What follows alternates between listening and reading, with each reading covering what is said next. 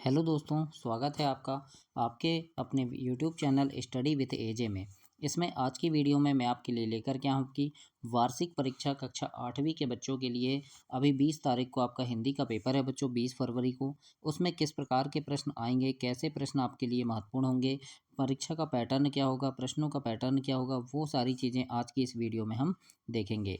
तो आप चैनल में अंत तक बने रहना बच्चों। सारी चीज़ें आपको आज की इस वीडियो में हम लेकर के चलते हैं। सारे प्रश्नों को हम हल करेंगे, कैसे आपको उनके उत्तर लिखना है, सारी चीज़ें आप आज की हम इस वीडियो में हम देखेंगे। तो वीडियो में अंत तक बने रहिएगा। और दोस्तों, बाकी विषय के भी आपको सारे परीक्षाओं के पेपर, सारे विषय के आपके पेपर इस चैनल पर मिलेंगे, आईएमपी प्रश्नों के पेपर। तो वीडियो में अंत तक बने रहना और सारे प्रश्नों को ज़रूर देखना। इनमें से सारे प्रश्न बहुत महत्वपूर्ण हैं। कोई भी प्रश्न आपकी परीक्षा में आए तो उसे आप छोड़कर ना आए, वो आपसे बनना चाहिए। तो वीडियो में अंत तक आप बने रहिए और इन सारे प्रश्नों को देखिए। तो सबसे पहले आपको बहुविकल्पी प्रश्न पूछे जाएंगे बच्चों, जिसमें 1 से 5 तक के प्रश्न होंगे और इसमें सही विकल्प चुनकर आपको उत्तर लिखना है और 1 अंक प्रत्येक प्रश्न के लिए इसमें होगा। तो आइए देखते हैं। जैसे सबसे पहला प्रश्न यहाँ पूछा है, रामचरितमानस के रचयिता कौन है? तो रामचरितमानस के रचयिता हैं बच्चों तुलसीदास। तो इसमें ए नंबर सही उत्तर होगा। आगे हम देखते हैं प्रश्न नंबर दूसरा। इसमें पूछा है, साबरमती आश्रम कहाँ स्थित है? तो साबरमती आश्रम अहमदाबाद में है।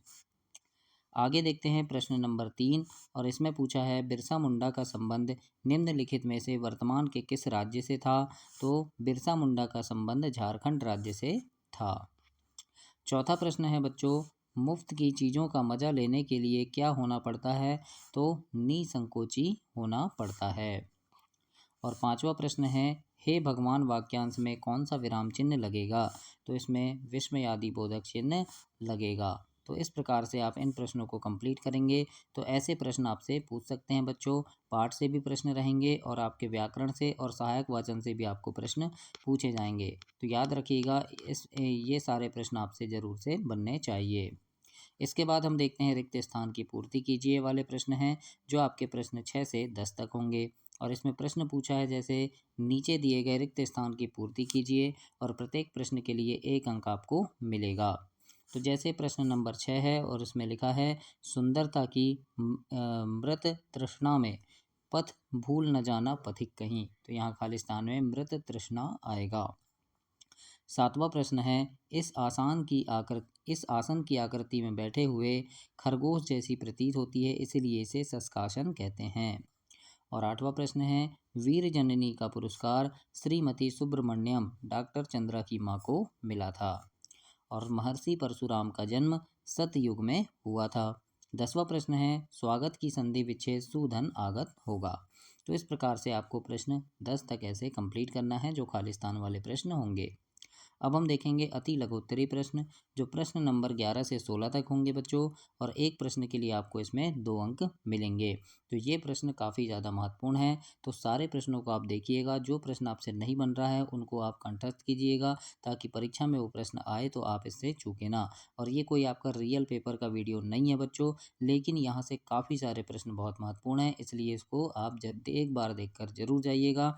और रियल पेपर कुछ नहीं होता है, आपकी अपनी तैयारी ही परीक्षा में आपके काम आएगी, इसलिए पेपर की तैयारी आप अपने से खुद से बहुत अच्छे से कीजिएगा।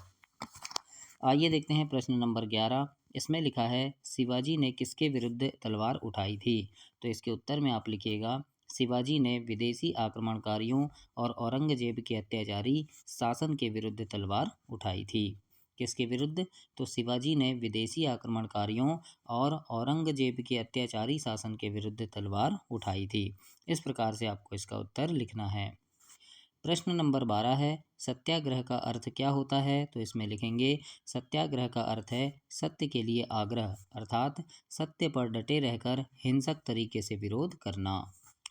प्रश्न नंबर 13 पूछा है, लोकमान्य तिलक ने कौन सा नारा दिया था? तो इसमें हम लिखेंगे, लोकमान्य तिलक ने नारा दिया था, स्वराज मेरा जन्म सिद्ध अधिकार है और मैं इसे लेकर रहूँगा। किसका नारा था ये? लोकमान्य तिलक का था।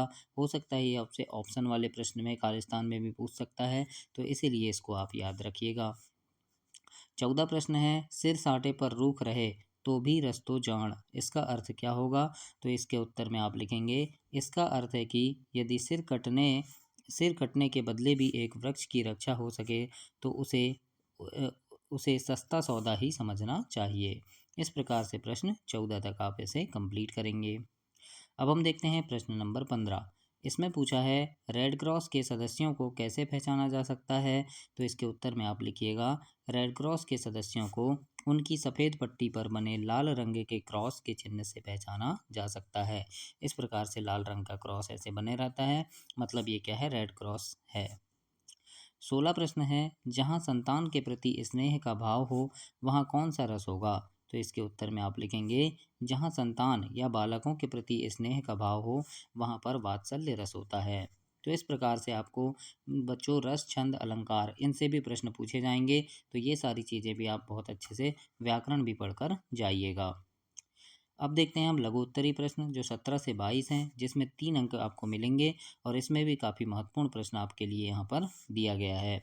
जैसे प्रश्न 17 है, काट अंध उर के बंधन स्तर, इसका आशय स्पष्ट कीजिए। और इस प्रकार से पाठ से भी आपसे कई सारी चीज़ें पूछी जाएगी बच्चों, अपठित गद्यांश ये सारी चीज़ें, है ना।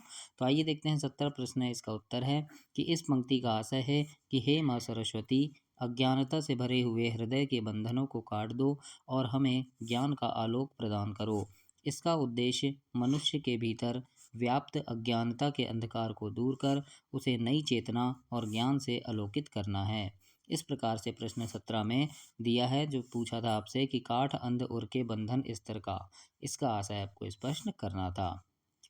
अब प्रश्न 18 है और इसमें पूछा है, गांधी जी ने समाजवाद की क्या व्याख्या की? तो इसके उत्तर में हम लिखेंगे, गांधी जी के अनुसार सच्चा समाजवाद वह है जहां समाज का प्रत्येक व्यक्ति समान हो और कोई भी ऊंच नीच का भेदभाव ना हो। उन्होंने सर्वोदय और सत्य अहिंसा पर आधारित समाजवाद की बात की, जहां गरीबों का शोषण ना हो और सभी मिलजुल कर रहें। इस प्रकार से प्रश्न 18 के उत्तर में आप लिखेंगे। प्रश्न नंबर 19 बहुत महत्वपूर्ण प्रश्न है कि बिरसा मुंडा ने किस उद्देश्य से अपना आंदोलन आरंभ किया था? तो इसके उत्तर में आप लिखेंगे, बिरसा मुंडा ने मुंडा समाज में व्याप्त कुरीतियों को दूर करने, अंधविश्वासों को मिटाने और अंग्रेजों के दमनकारी शासन व जमींदारों के शोषण से अपने लोगों को मुक्त कराने के उद्देश्य से आंदोलन आरंभ किया था। वे जल, जंगल और जमीन पर अपना अधिकार चाहते थे।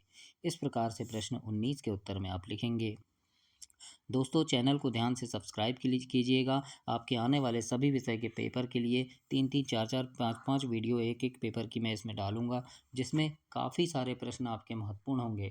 तो आपने जितनी भी तैयारी की है उसको यहाँ से एक बार आप देख लीजिए कि ये प्रश्न आपसे बनते हैं या नहीं बनते। अगर कोई प्रश्न नहीं बन रहा है तो उसे आप तैयार कर कर जरूर पेपर में जाना, ताकि आपसे कोई भी प्रश्न ना छूटे। और मेरी शुभकामनाएं हैं आपके लिए कि आप बहुत अच्छे से पेपर करके आएँ और अपनी कक्षा में प्रथम स्थान प्राप्त करें बच्चों।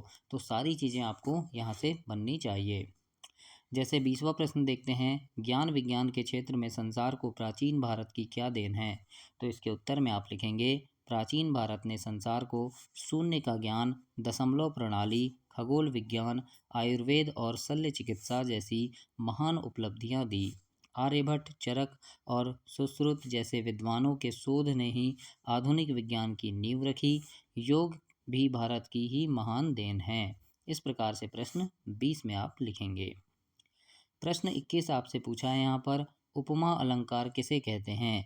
तो इसके उत्तर में आप लिखिएगा, जहाँ एक वस्तु या व्यक्ति की तुलना किसी अन्य प्रसिद्ध वस्तु या व्यक्ति से उसके समान गुण, धर्म या स्वरूप के आधार पर की जाती है, वहाँ उपमा अलंकार होता है।